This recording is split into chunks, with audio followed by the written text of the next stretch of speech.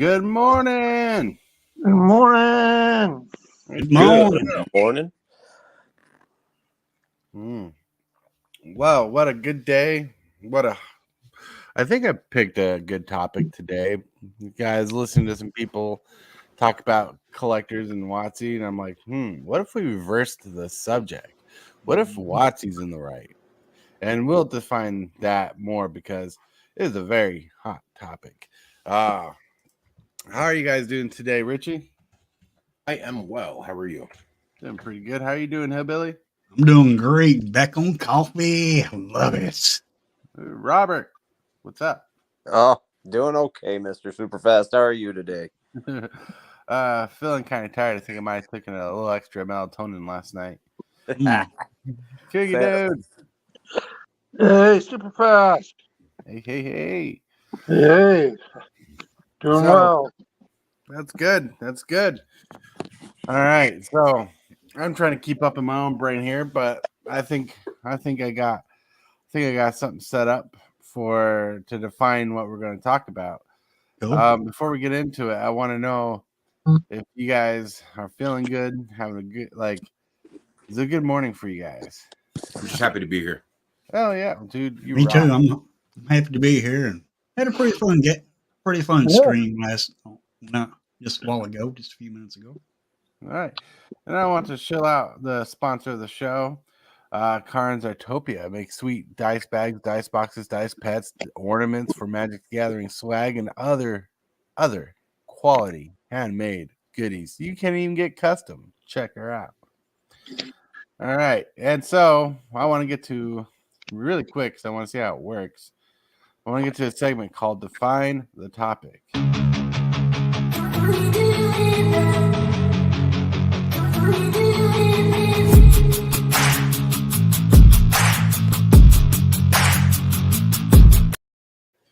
Woo! Cool. So the topic today is WOTC is right and the collector is wrong. And that's a what if statement, right? Mm-hmm. And the what if is, imagine being in a world where your most popular format cares about the newest cards you print. And so collectors are out there collecting this old stuff nobody uses anymore. Then one day, a format becomes so popular, and the format inquires looking at all the cards that have been printed in the history of Magic, known as Commander. And all of a sudden, this format does not make you a lot of business because it's more based on the secondary market. And for these collectors out there who've been collecting all this old stuff, accidentally become gatekeepers for cards that are hard to get. Now, that's an accidental thing because I don't think that was the plan from the get-go. But when Commander became popular, it kind of became the truth. And now, in order for a business to make money, they need to sell what's hot. And what's hot is all these cards collectors have, which has a stigma to it in two ways. One is that when they go into reprint territory, that really affects the collector. Then two, people are demanding these high-end cards that used to be regular average Joe cards. And I want to know if that rings with you guys before we go on. I want to know if that's a fair definition of the topic today. Yeah. Now, I understand what you're saying, and this is a tough topic to address. I mean, let's say I'm going to use the Black Lotus card for example. Such a good card. Most expensive card out there, besides the One Ring. Now, yeah, let's say that gets reprinted. That's going to hurt the collectors because it's going to bring that down.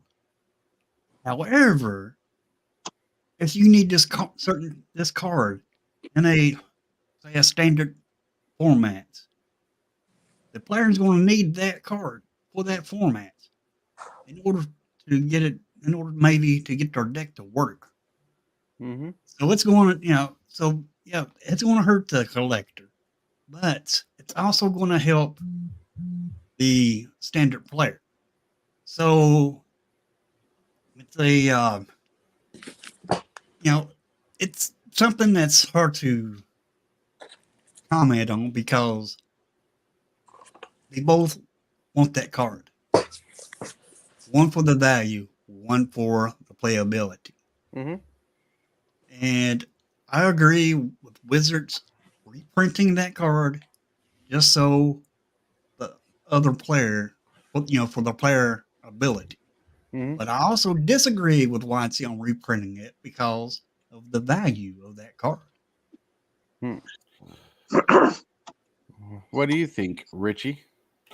I think that framing it as far as is the collector right or wrong versus WOTC being right or wrong is possibly framing it incorrectly, because the collector, the player, and the producer of the game are all going to have different motives. So they're going to be doing what's right for them, which may be, from our perspective, they're doing the wrong thing, but for them, it's not the wrong thing. So I think that framing it right and wrong is possibly not the right way to frame it. And I would possibly frame it from a way of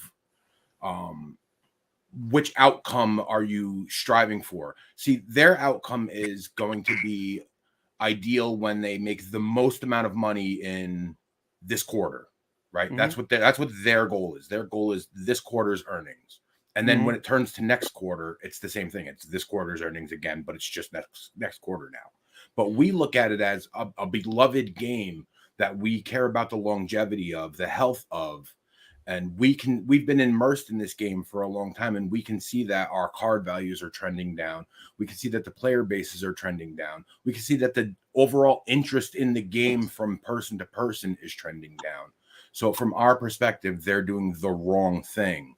But from their perspective, they're worried about this quarter's earnings, so they're doing the right thing. Mm-hmm. Right, and that's a really good point. Robert, you have anything about the definition of this topic? No, I think Richie pretty well hit the nail on the head.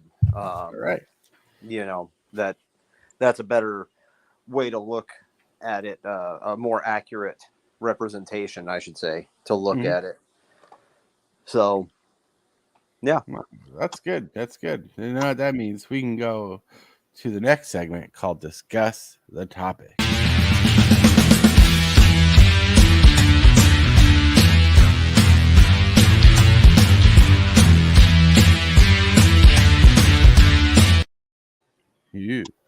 I feel fancy.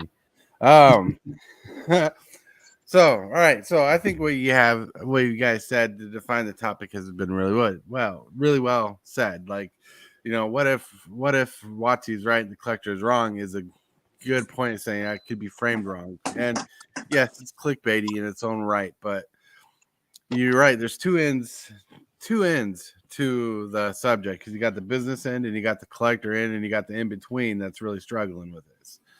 If I'm understanding you correctly there. And especially when you're saying the player base is kind of dwindling. I personally feel like Magic the Gathering is kind of becoming Pokemon, where it's a little more collected more than it is more played, even though the value is not there all the time. You know, like not like Yu-Gi-Oh, where Yu-Gi-Oh has a strong player base. I don't know if people collect the cards though. I don't think Yu-Gi-Oh cards have a lot of value anymore, but I could be wrong. The first edition ones do, like back in the 90s, but like the more modern ones, not so much, as far as I'm aware. Right, and I think, and I do think what Richie said was pretty well spoken, and I think it should be highlighted a little bit because there are two different spectrums. Excuse me, two different spectrums. Because in the world of Magic right now, and it feels like it's the company versus the people, right? So what I was talking about earlier about, you know, collectors were just collecting this stuff that no one wanted anymore, basically this old stuff, and that was collecting dust and gaining some value. And Commander became the staple flagship format for players to play that really hindered WOTC's pocket, because, you know, most of the cards people wanted were not direct sells sealed product from Mhm. one, you know. Can I And- interject? It's relevant too, because the commander format is a one-of format. Right. And when you have to chase 4 copies of a card, it really moves product much more significantly than when you need 1 copy of a card. And I think that's why we found that WOTC was hesitant to print to EDH for so long. Oh yeah. I think that, yeah, that's part of it. Oh yeah. You know, I used to be a major standard head. I'd play standard like crazy, and I love building standard decks. But I like before Commander got super popular like it did, I loved Commander too, because it's like building little mini cubes. Yeah. And Yeah. but like what's interesting is the turnaround rate, because people still today, even though Commander requires 1 card per deck, and people build like 6-7 decks on average, and that's my guesstimate from what I've seen, so that's all opinion. But people I've noticed will collect cards just to collect cards and have more than 1 card in their collection. You know, people opening packs to open up that spicy $50 mythic, and they'll try to get more and more. You know, so the collector aspect is still there. The reprint aspect is what's hindering that. Because like one thing I noticed is slow on between different channels, and the channels I'm talking about are ones that actually just flip and sell magic packs. And there's been a slow on their channels where people are hesitant to buy their magic product.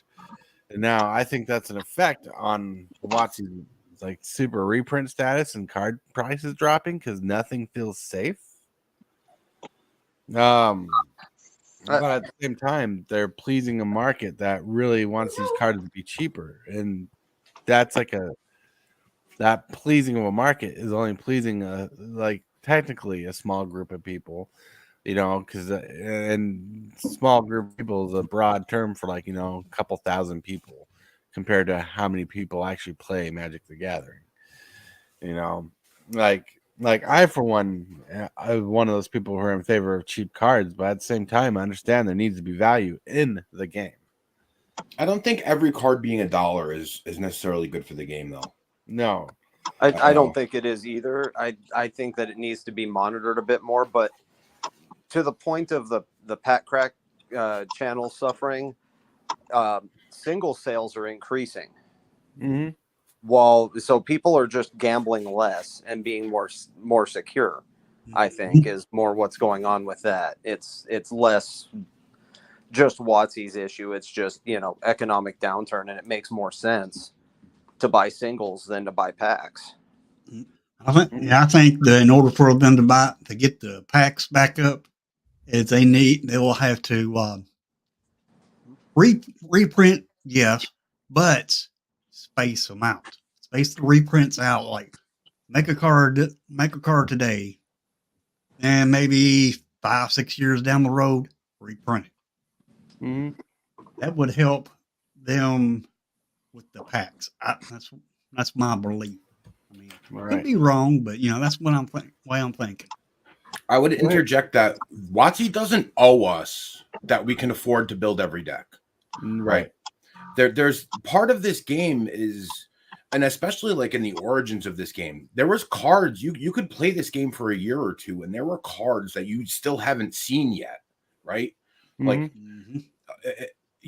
it wasn't like this automatic thing where you just come with a shopping cart and just put every card that you want or whatever. You know, you had to seek them out. You had to trade and like pay attention and maybe, you know, talk somebody out of a card that they want because, you know, you both want it or whatever. You'd have to like, you know, really work to get the cards. And, you know, with the internet and stuff, obviously that's going to get a lot easier to do, but they don't need to make access to, you know, every card for everybody. Sometimes you have to work for things. Sometimes you have to spend a little time to collect the cards for a deck. And I think that people lose sight of that. Right. I agree. Here's something I want to show. I don't know how fully accurate this is, but it's something I find biasly intriguing. It's a scale someone put together about how many cards in the entire game. about like how many cards are worth like under a certain amount, like 35% of Magic cards are under 10 cents, 77% are under 50 cents, 82% are under $1. 87% are under $2. This is Reddit, by the way, so take this as you will. 87% are under $2. You see, there's a big group that someone's put together and tried really hard to say, hey, there's a lot of vast cards that are worth less money than they probably should be. Yeah. I mean, and that's mostly because Magic is a player game-driven game with certain outliers that are collector pieces, like Black Lotus, for example, and the Moxen that you can't play anywhere except for Vintage and kitchen table rules. If you're going to play a formalized format, you can't use those cards, so that's a collector piece only. But for the most part, your value is determined by playability and desire for that card and the popularity of that card in decks. It's not so much a collector thing. Like Beseech the Mirror being a $40 card out of this new set, that's not because of the artwork. That's not because of any other reason than people want to play the card and it's popular. Right. So the value is not determined by collector. It's determined by playability and desire for playability. Really quick, because normally I'm better at this. I want to say hello to people in chat. I want to say, hey, James Willis. Hello. Dark. Hello. Richie Dubs is everywhere. I am everywhere. Stefan. Hello. Time Capsule. Good morning. Good morning. DeLawson. Hello. You guys all rock. I know my hello seems generic today. I'm struggling sleepiness. we should read D. Lawson's comment you just had there. Oh, okay. Sorry, someone just commented and it pushed it up. All right. Let's look at Shivan Dragon. It's been reprinted so much, but the old version is still holding value. The beta version is still over 3K, which is pretty awesome. That's a good point. Yeah, and that's, going back to, like, Shivan Dragon is iconic, so nobody plays that anywhere. But the beta version is all collectability driven. Right. So, and, if Black Lotus was reprinted, I honestly don't think the value would drop of the original Black Lotus for the same reason. Ooh. And I have like a 60% feeling of agreement with that.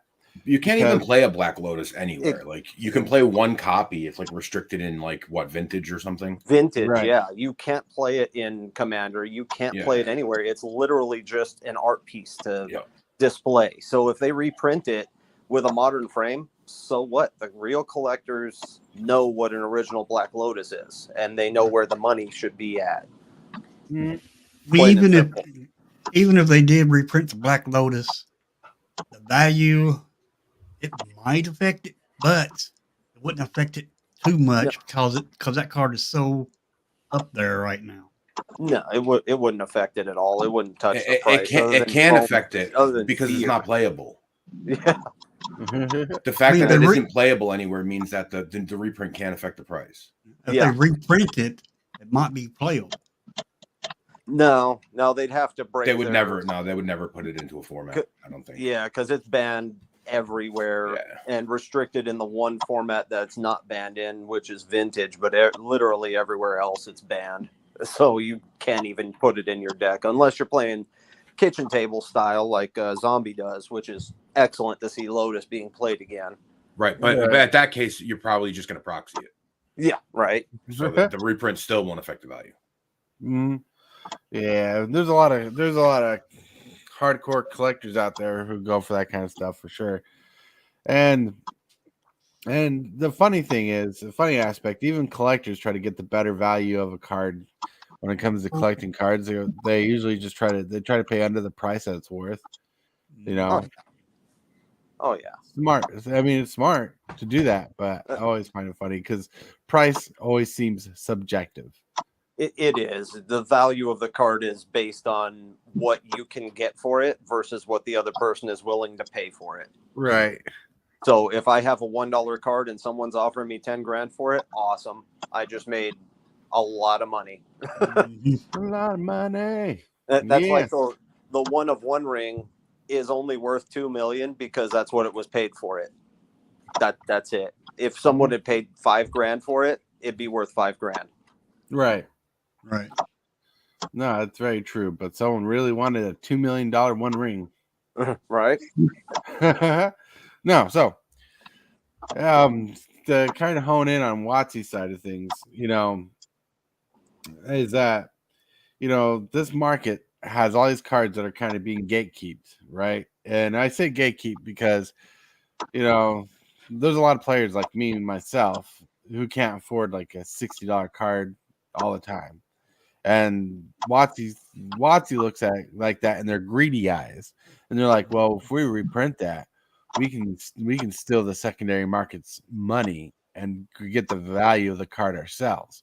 Especially when, you know, they come out with like a product like Commander Masters and they think we can charge like $20 to $50 a pack. Because that's one thing I've noticed. Like, if anything I've paid attention to when it comes to WOTC the most is how they treat their packs and how they price them, especially for like special sets. You know, they don't think what's a they're fair awful price. proud of them special sets. Right? They're like, instead of thinking of what's a fair price, they're like, what's a price people will pay? Exactly. That's what they're doing, like with Commander Masters and Lord of the Rings. They're testing the edge of the market. They're trying to find what the edge point is and then work back from it. Right. They found the edge point, and frankly, Commander Masters is selling really well. Really, really well. It's still a good set, but it's selling well with the price point diminished below distributor point. That's so the funny part. WOTC found, they tested, they found the edge, and I bought a fair bit of Commander Masters because I needed to fill holes in my collection. Mm-hmm. So, and I don't want to spend $60 for a deflecting SWAT, $80 for a fierce guardianship. No thanks. Right. Like I could, for the cost of one of the boxes, I get 4 fierce guardianships. Really? No. Oh yeah. I'll buy a box at that cost and end up filling up a bunch of holes. Yeah, I can't really talk about how well it's to save money by packs because I really hit the jackpot when I opened my pack. You sure did. Yeah.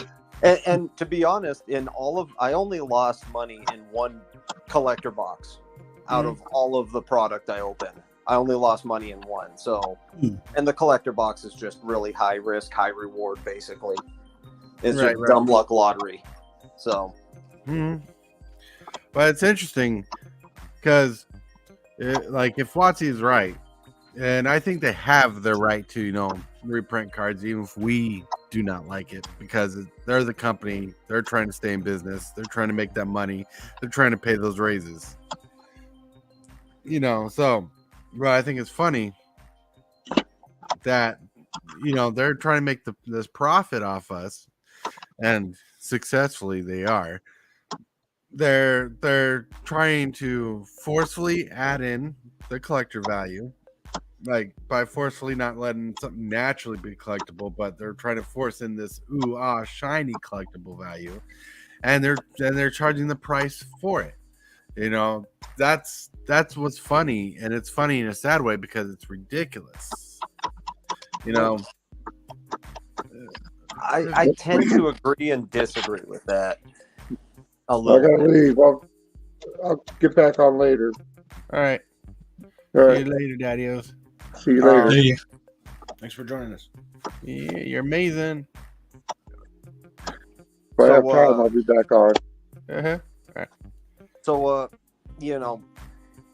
from Wizards' business perspective, it just makes sense.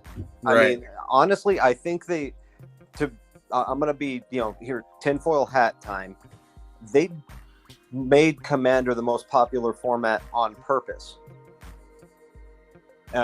So what I mean is Commander has been around since the beginning of the game, basically, as a player-driven format, unofficial format, right? Right. Then in 2012, 2013, they print Commander 2013, and they start taking control and printing cards directly into Commander, only once a year. Right. Then we start seeing the same year, the Modern Masters 2013, and then Modern Masters 2015, 2017, and the Masters sets start appearing, right? By printing cards directly into Commander, you're forcing a rotation on Legacy. It's the most affected format outside of Commander. You know, Vintage rarely gets affected by anything printed to Commander. You're forcing a rotation on Legacy, which was a stale format. Right. Now you start printing directly into Modern, so you're forcing a rotation on Modern, which is also forcing a rotation on Legacy. Printing directly into Commander, forcing that same rotation. You're, in essence, making more money than you would have in Standard by just printing to Standard. And the reason they never printed anything elsewise outside of just a Standard was because they were afraid of stirring the waters. Chris Cox, you know, came full out and said it. They were afraid of what would happen. Well, I think you're neglecting a format that's got a forced rotation to it now. That'd be Commander. Yeah, exactly. No, that's what I was getting to. They're forcing these rotations on these formats, and that's creating more income for Wizards because you look at Magic the Gathering sales 2016 and before, and they were making less money then than they make now in just a quarter. In their annual profit was less than they're making in their quarterly profit today. So it's working. This forced rotation is working for them. The only part, Robert, I would disagree with is that EDH was organically the most popular format, and they just capitalized on that. They didn't have to push that. That's just what the state of it was. Right. Yes, I think, but I think that the popularity was boosted by them printing the Commander 2013 product, and 2014 and 2015 printing the direct to consumer Commander decks. Is where I was getting at with that. But back in 2013, I'm pretty sure that most Magic players were just kitchen table players. And I think you're probably right. Like converting those kitchen table players into EDH players is probably a big part. You're probably right about that, because they were appealing to that demographic of people who don't want to buy into Standard and keep refreshing a Standard deck. Yep. Right. The people who just had like kind of their collections from when they were kids or whatever. Like every once in a while, they might have got like a fat pack at Walmart or whatever. But they weren't really people who were maintaining current collections. And I think that's very possible. I never considered that the Commander products back then appealed to those people and maybe converted them. Well, that's a good point.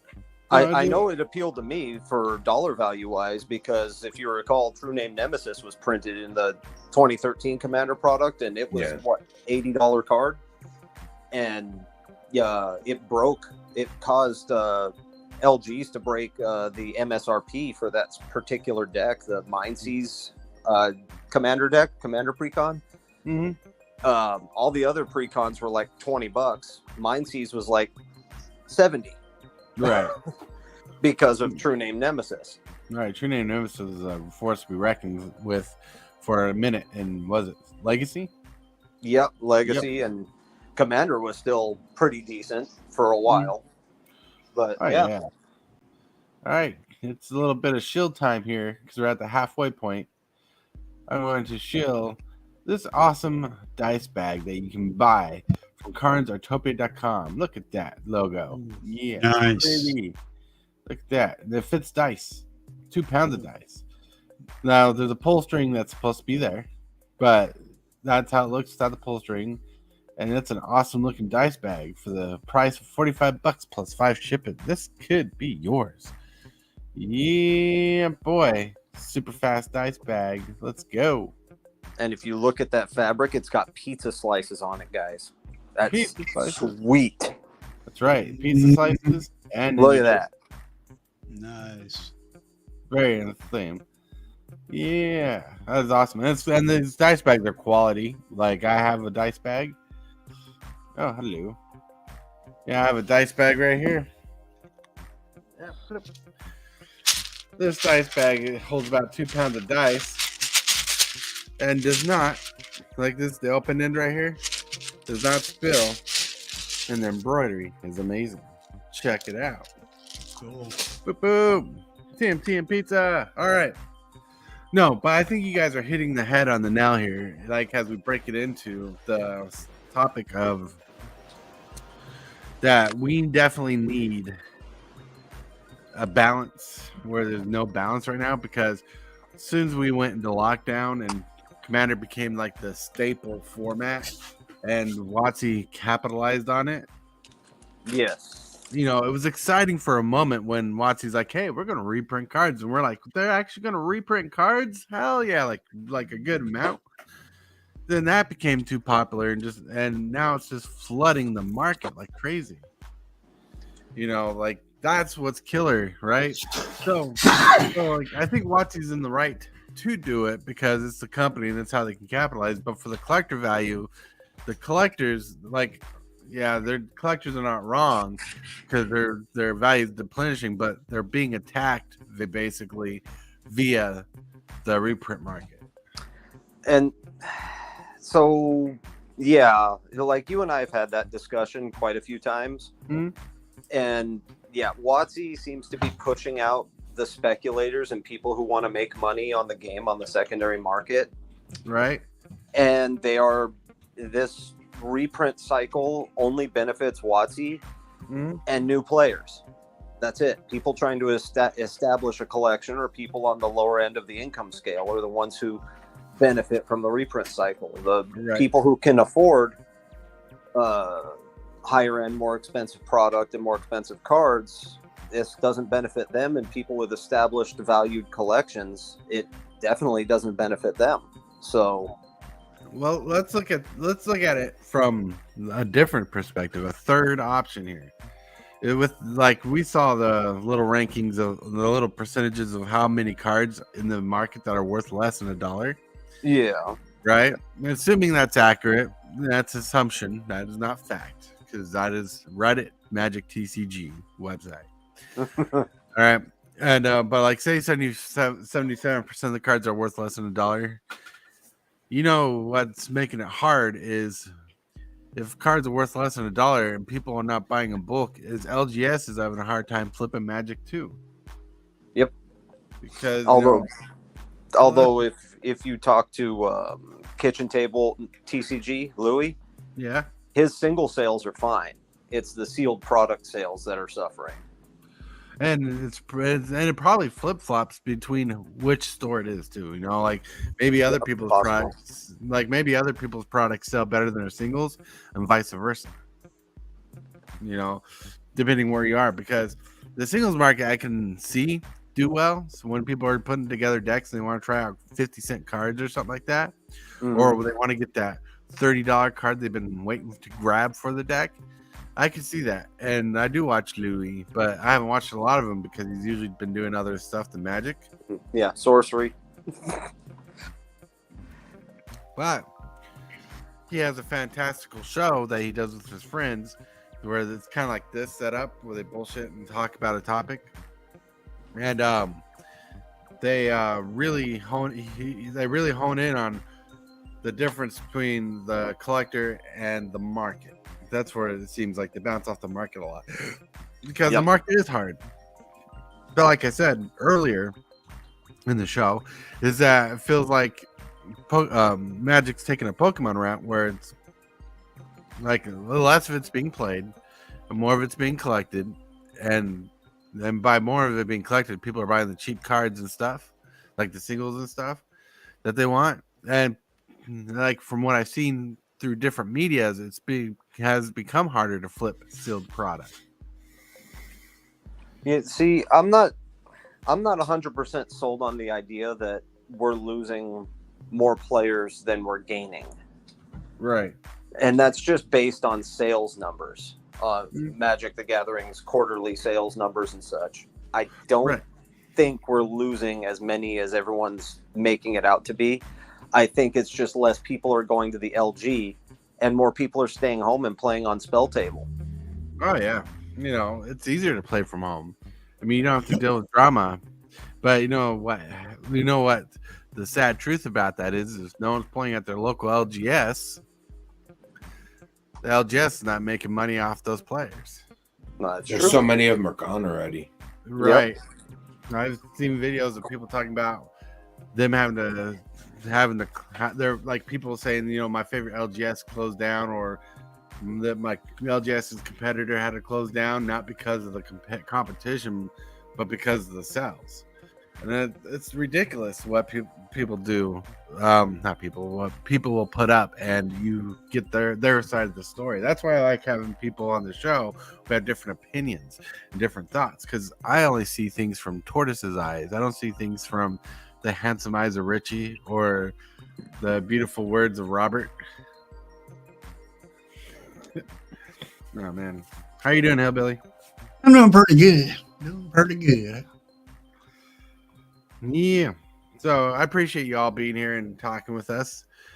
And I think we've hit a certain point where we can go to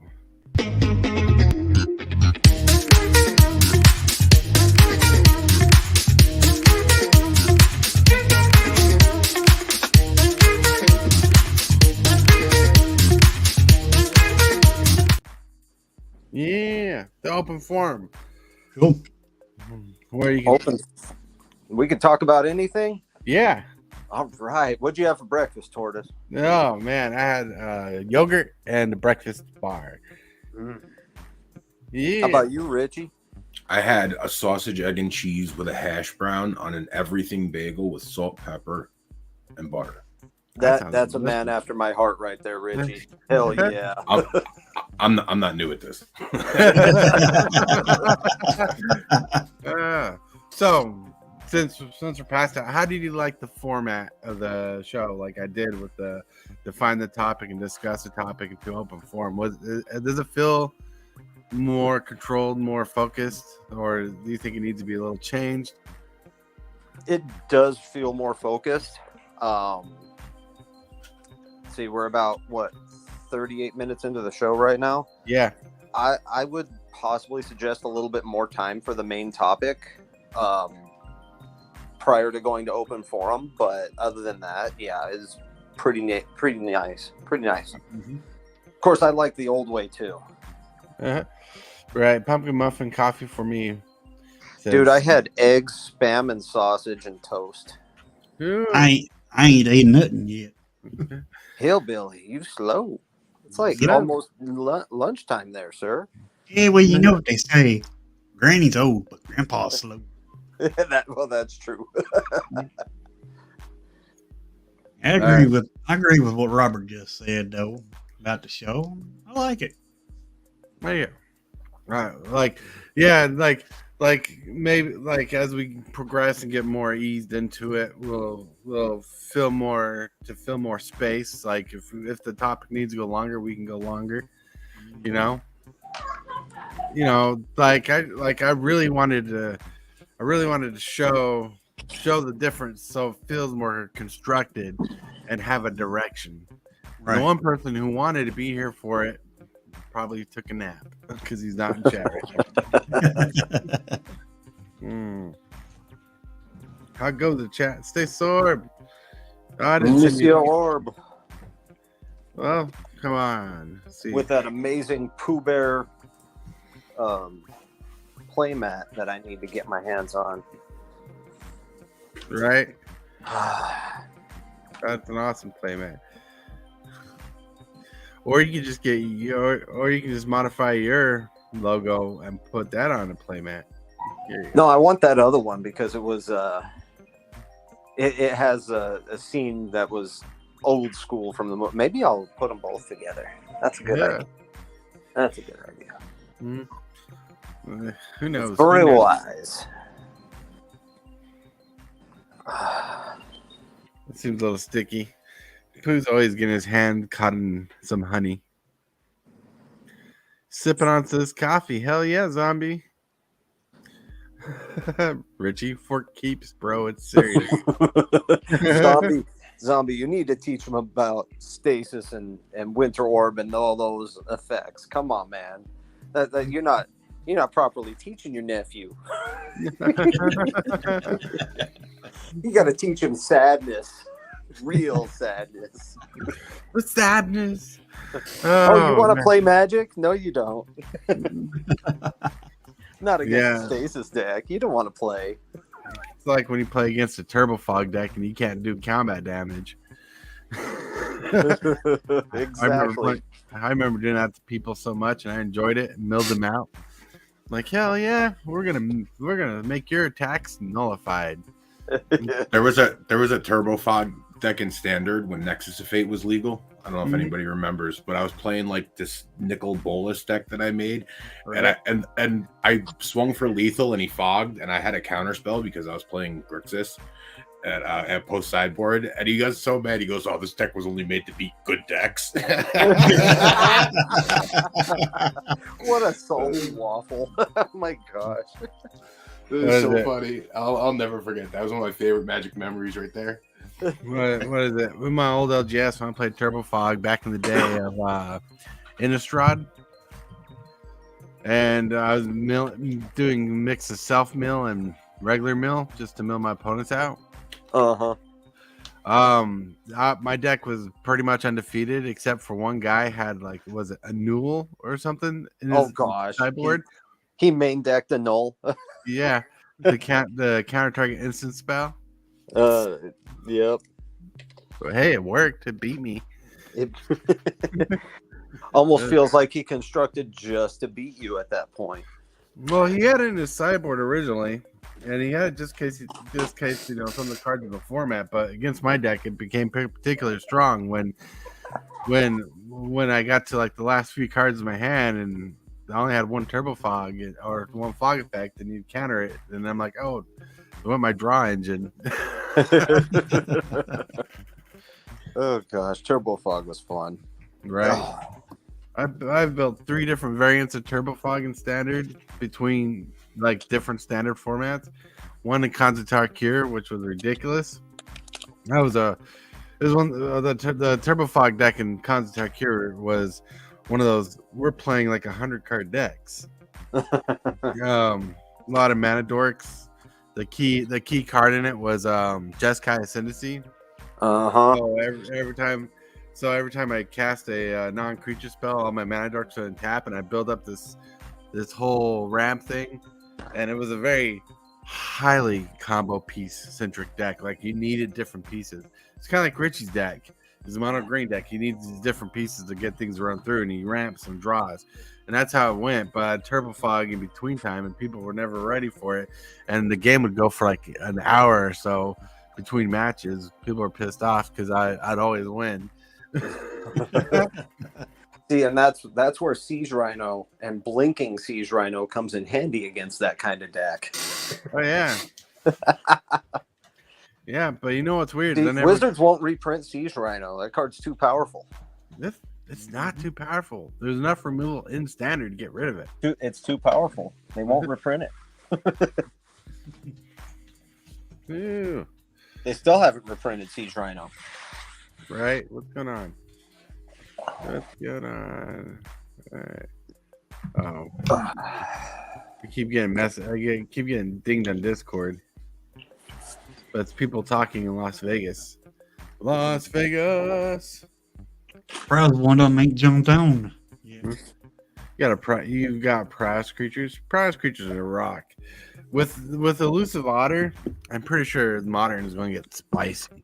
But when you have Elusive Otter and now you have a couple other 1-drop Prowess creatures, it seems pretty spicy to me. I don't know. Modern has gotten crazy spicy with this set recently. Mm-hmm. Oh yeah, like makes me wish I had an LG. Wilds of Eldraine is a spicy set. And I think it's going to affect different formats, and sadly, Commander is going to benefit from it.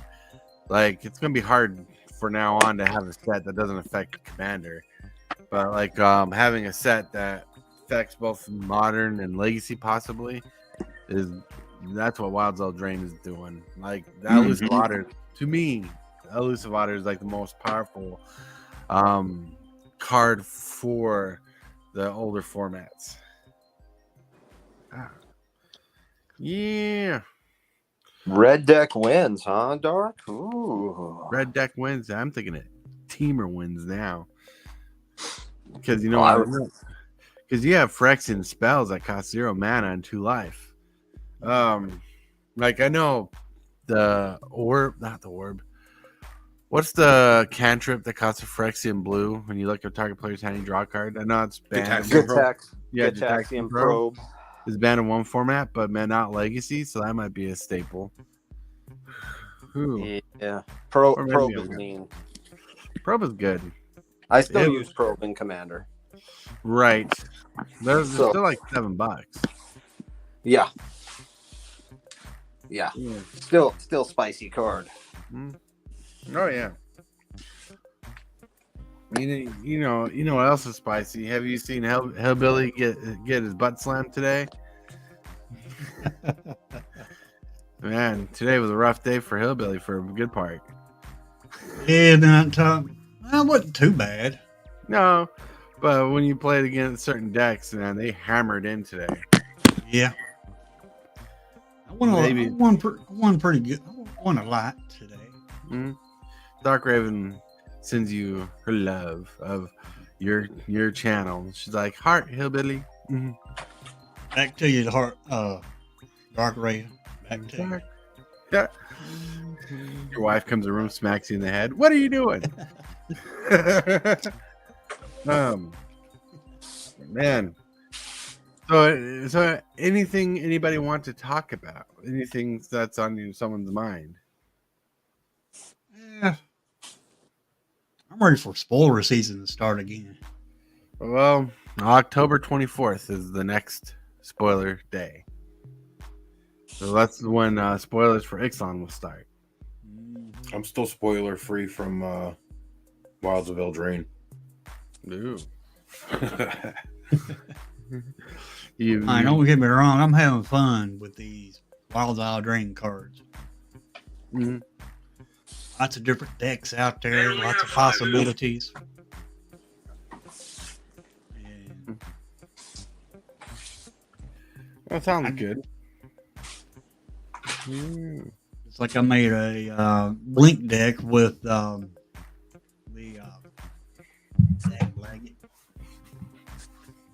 I had to find one it. the triplets. Yeah, made a blink deck with the triplets where I keep blinking the main card out and keep then overflow my board with tokens. Right. It keeps growing every time one of the tokens die. Sounds spicy.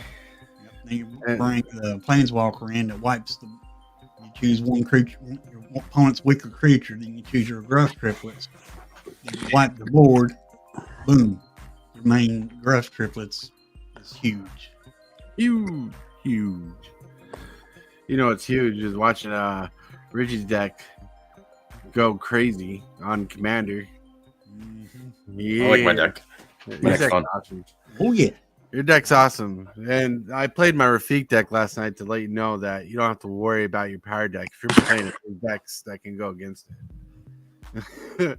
Because I don't want you to think I didn't want you to sit there thinking, man, I feel bad. I have the most powerful deck. No, there's other decks, that can go against it. It's just, It's not. I know it's not the most powerful deck you can build. The No, Urza deck I'm building is probably going to be worse. the deck. It's gonna be. It's You definitely can't going to be play worse. It's going to be much worse. Oh wow, that's crazy. It's gonna. You build that deck and you start playing online just to troll people. I have a friend who plays Sultai Damia, Yeah. and he plays like all the extra turn spells and stuff. So when I make it, I want to go play against him. Get my payback. Hell yeah, get your payback. Get that revenge. That's what it's all about. It's not the revenge he needs, it's the revenge he deserves. That's right. No, I like to play like competitively. I like to play. You know, I want to play. I want to play my best. I want to sit there and like really try to do well and do like the most powerful things I can. That's how it appeals to me. Oh yeah. I like very powerful decks that I can host. Right now, like my two top decks at the moment is Tulane and Rafik. But Tulane didn't pull off well last night, comparably. But my dinosaur deck's up there. But right now I'm working on an Eldrazi deck, and I'm trying to get that up to speed. That's what I need a mana crypt for. I like to play fair magic, like that's kind of like high powered, but also well enough to play in a lower powered deck game. And so like certain cards I won't put in decks unless it fits the theme. Like the Exquisite Blood combo. I won't play that much in my decks, but I play it in my enchantment decks because they're enchantments. Flavor. And I want to grab a mana crypt when they drop in price a little, so I can put that in the Eldrazi deck because it fits the theme of ramping up for those big Eldrazi spells. Yeah.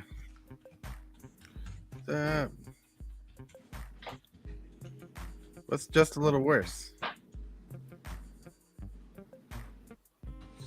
Oh my goodness. You guys are having too much fun. Oh yeah, too much fun. Yep. I want to play again some more online. Just got to get my camera and stuff all figured out. Right? Yeah.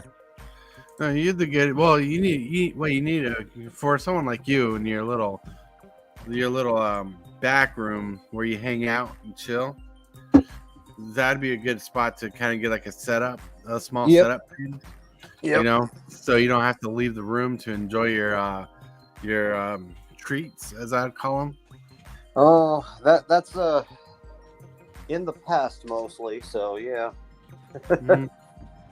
Yeah, because I've been quitting the past 2 weeks since I had my surgery. So, oh yeah, there we go. Good times. Good times. Yeah. I am going to try to learn how to play Pixelborn today, so I can learn Lorcana.